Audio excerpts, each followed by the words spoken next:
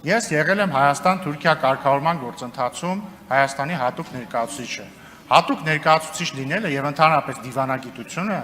ենթադրում է ունենալ նորմալ հարաբերություններ քո դիմացինի հետ, հատկապես եթե քո առաքելությունն է դիմացինի ներկայացրած երկրի հետ հարաբերությունների կարգավորումն։ Եվ ես ուրախ եմ եւ հպարտ եմ, որ կարողացել եմ իմ գործընկերոջ հետ այնպիսի հարաբերություններ ստեղծել, որ ինքը ինձ շնորհավորի։ Ընդհանրապես ես այդ օրը շնորհավորանքներ եմ ստացել ոչ միայն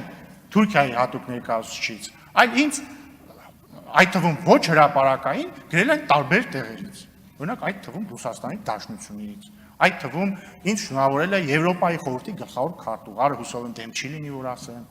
եւ այսպես շարունակ այլ գործընկերներ։ Շնորհակալություն։ Հաջորդը Իդեպ շնորհավորում եմ ձեզ, պարոն Մանուկյան, պատգամավոր ընտրվելու կապակցությամբ։ Շնորհավորում եմ ձեզ։ Տեսեք ինչ հետաքրքիր բան է ստացվում։ Սերդար Քլեչը ինձ է շնորհավորել, ես ձեզ եմ շնորհավորում։ Քաշվակ։